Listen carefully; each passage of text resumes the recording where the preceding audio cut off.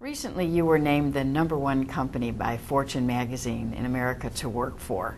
What role do you think the senior leadership team has in making this a great place to work?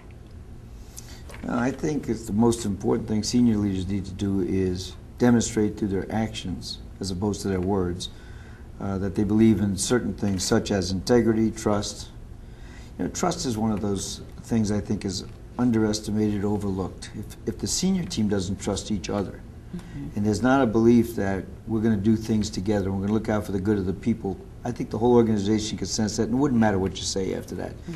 Given that people are dedicated to building a great company, and that's a goal, that they're willing to sacrifice to do it, meaning travel, time and place, jumping on planes to help people, and then demonstrating their actions that they really are living what they say, I think you have an opportunity to build a great company. I think what the senior leaders have to do is they have to set out what they believe in, they have to live that every day, and if that is true, then people who believe the same thing will be attracted to your company, and I think you have a good chance. How do you think the conduct of your team, the way you interact with each other, affects the company's performance? I smile because the way we interact with each other is kind of interesting. General Electric has a training ground for they're known for training great CEOs.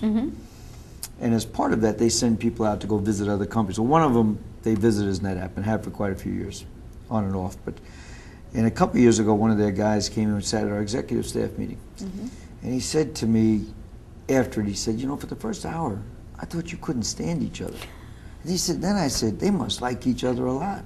And the reason was, when someone said something, if you disagreed, they said, I disagree. I just don't see it that way.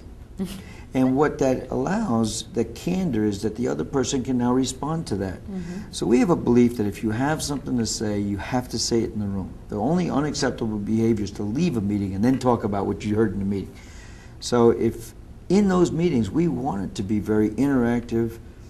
If you want to debate, as long as you don't have a personal agenda, you're doing it for the good of the company. But we want it done right there. It always amazes me when I go into companies that the people who are in the company really know the problems and how to fix them, but they're too afraid to tell because they think they're going to be fired. That's clearly not the case at NetApp. No, and that's where trust comes in. I had this discussion today with one of our employees. He came to me and said the big difference between us and our main competitor, he'd worked at both. He said, I've been in their senior exec staff meetings, and it's very clear nobody wants to miss a meeting because they don't want to, in case something happens, they want to be. He said at NetApp, he said, I've come forward to very senior people saying, I just fundamentally disagree with some of the things we're doing.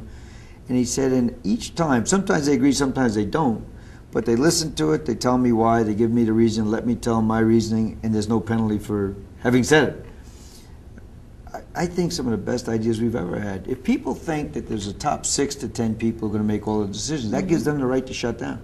Yes, exactly. What am I doing? So I guess I go home and don't worry about it.